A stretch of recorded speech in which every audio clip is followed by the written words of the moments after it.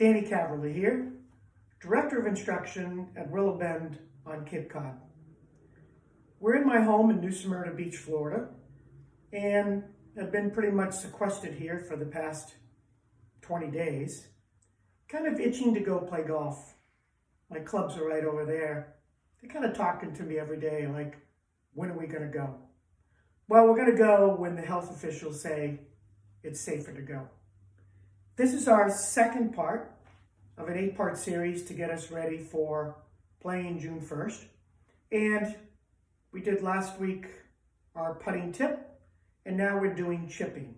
So we're working our way from the green backwards, pretty much like how Earl Woods taught his son Tiger and Phil Mickelson's dad taught him.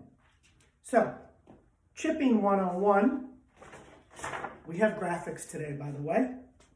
Chipping 101, roll the ball when you can. Putter first, then hybrid, then 7-iron.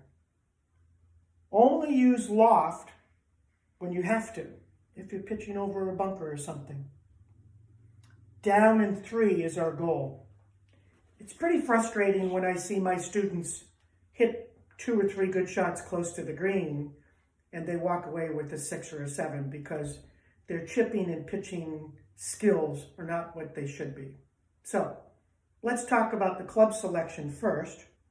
And believe it or not, the putter is our first selection because it rolls the ball the most. Has a little loft, only 4 or 5 degrees of loft, if that.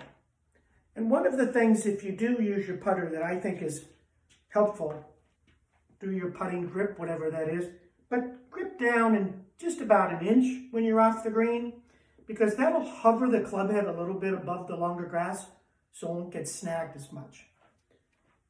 I've been teaching for years now, and I'm really getting people to use putter first, then hybrid.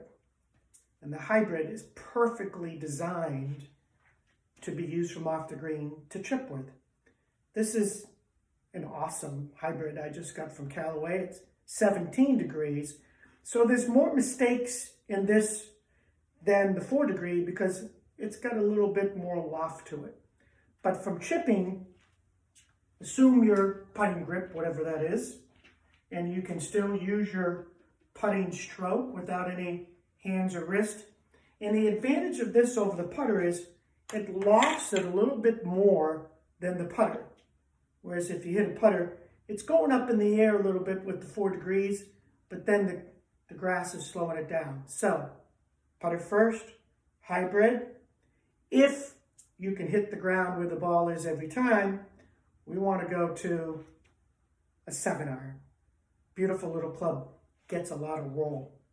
Most touring professionals will miss the ball to the side of the green because they can control their irons so well distance-wise. So that's why you see them using high lofted clubs to loft it up and stop it. But amateurs, however, tend to miss it short of the green. So the green is much deeper that way. From there, you go to a pitching wedge, which is now usually 45 degrees. And the last club you want to use is your sand wedge, which most sand wedges are 56 degrees, has the most amount of loft to it, getting the most amount of height. So that's what we want to do club selection-wise. Once we get that done, this is what a chip shot looks like. A little air, lots of run. A pitch is more air, usually less run. And here's a really neat thing to think about. We always want the landing point, your initial landing point, just on the green. If the flag is up back, we use a 7-iron because it gets more run. If the pin is in the middle, a pitching wedge for some height and some run. And if it's a short little shot, your sand wedge, which gives it the least amount of run. And then lastly, we have a mantra. I've been using this mantra for years. It's awesome. Hands down on the club near the shaft, gives you more control. Feet close allows our hips and knees to move nice and freely, and our chest, we need that movement. Ball middle, right in off your sternum, that's the low point.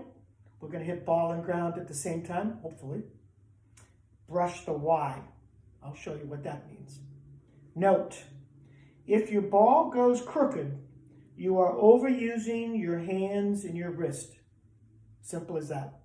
When it starts to go sideways, you know the culprit is too much in your hands and your wrist. So let's go back to that sand wedge.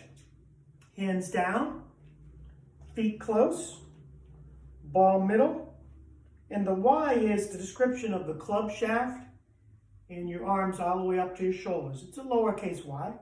So we're using our wrist as little as we can.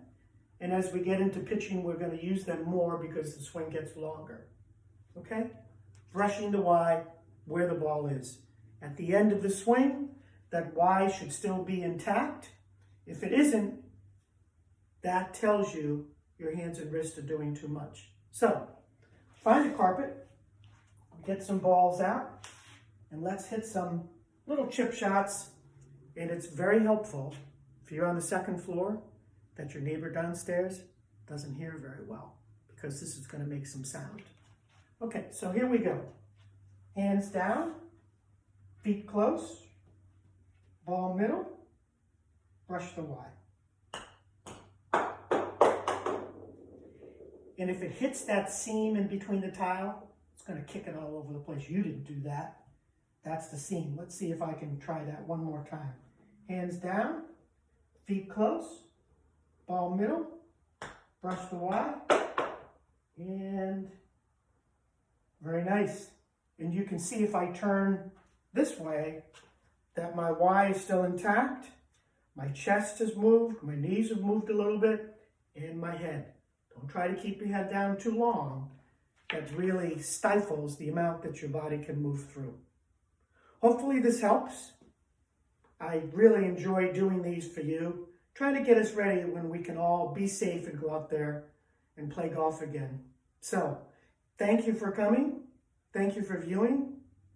Be safe. Be healthy.